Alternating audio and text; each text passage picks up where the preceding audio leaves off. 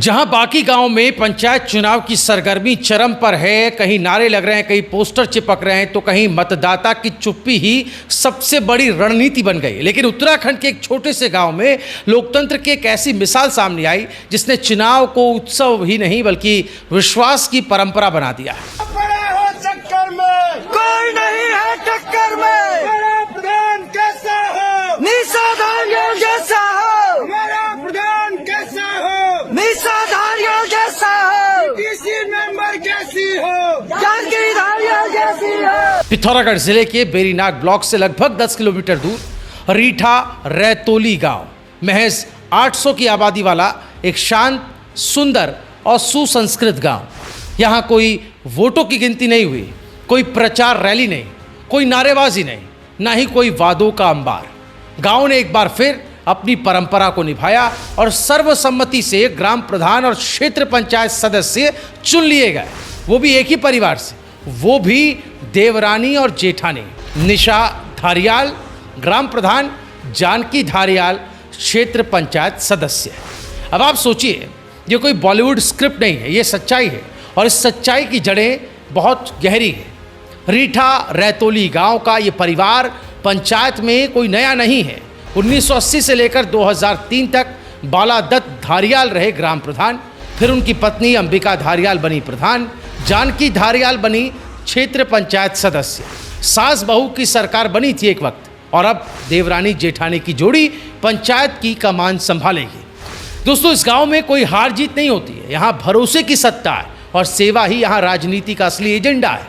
गांव वालों का कहना है कि इस परिवार ने कभी भी पद को प्रतिष्ठा का साधन नहीं बनाया बल्कि सेवा का जरिया बनाया।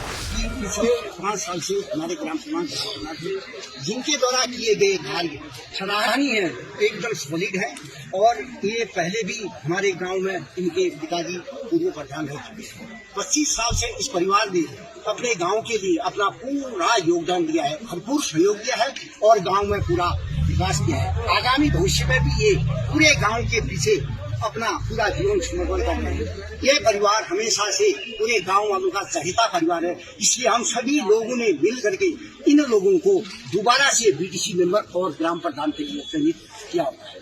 धन्यवाद। पिछले एक दशक में गांव की तस्वीर बदल गई। जी हाँ, गांव में हाई स्कूल की स्थापना हुई, सड़क संपर्क, ग्रामीण विवादों का आपसी समाधान, सरकारी योजनाओं के प्रभावी क्रियान्वयन यहाँ देखने को मिले और ये सब हुआ नारेबाजी के बगैर, पोस्टर के बिना, राजनीति की छींटाकशी के बिना, सिर्फ और सिर्फ काम से। आपको जानकर हैरानी होगी, ताज्जुब होगा कि कई बार इस परिवार ने अपने निजी संसाधनों से भी गांव के काम करवाए। वाकई ये सिर्फ एक ग्राम पंचायत नहीं, एक प्रेरणा है।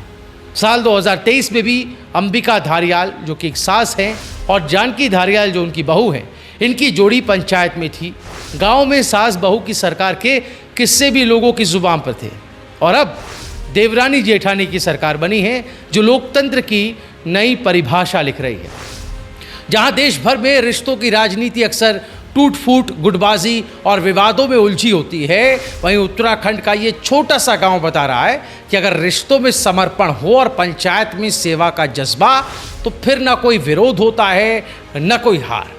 रीठा रैतोली के इस फैसले ने न सिर्फ उत्तराखंड बल्कि पूरे देश को दिखा दिया कि लोकतंत्र का असली मतलब क्या होता है। विकास, विश्वास और विवेक, ये सिर्फ रीठा रैतोली की कहानी नहीं है, ये उन सभी गांव के लिए एक आईना है जो विकास की जगह वादों में उलझे हैं। ये उस लोकतंत्र की मिसाल है जिसमें राजनीति नहीं, सेवा सर्वोपरि है। और देवरानी जेठानी की इस जोड़ी को हमारा भी सलाम, जो सत्ता को सेवा समझते हैं और पंचायत को परिवार की तरह चलाती है। काश ऐसे गांव और ऐसे परिवार हर ब्लॉक में हो, जहां पंचायत का मतलब हो परिवर्तन, परंपरा और प्रेरणा।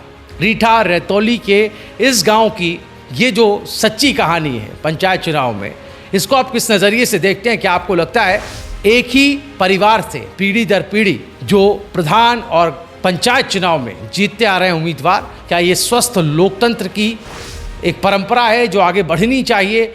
और जिस तरह से गांव निर्विरोध सर्वसम्मति से इन्हें चुन रहा है, क्या ऐसे गांव वालों के लिए भी ये गांव आदर्श बनेगा? ये भी सवाल है। आप इस पर अपनी जवाब ज़रूर हमें कमेंट करके बताइएगा। इस वीडियो को ज़्यादा से ज़्यादा शेयर करें। उत्तराखंड से जुड़ी तमाम बड़ी अहम खबरों के लिए और पंचायत चुनाव से जुड़ी हर एक अपडेट और खबर के लिए हमारे चैनल राय शुमारी को अभी सब्सक्राइब करें।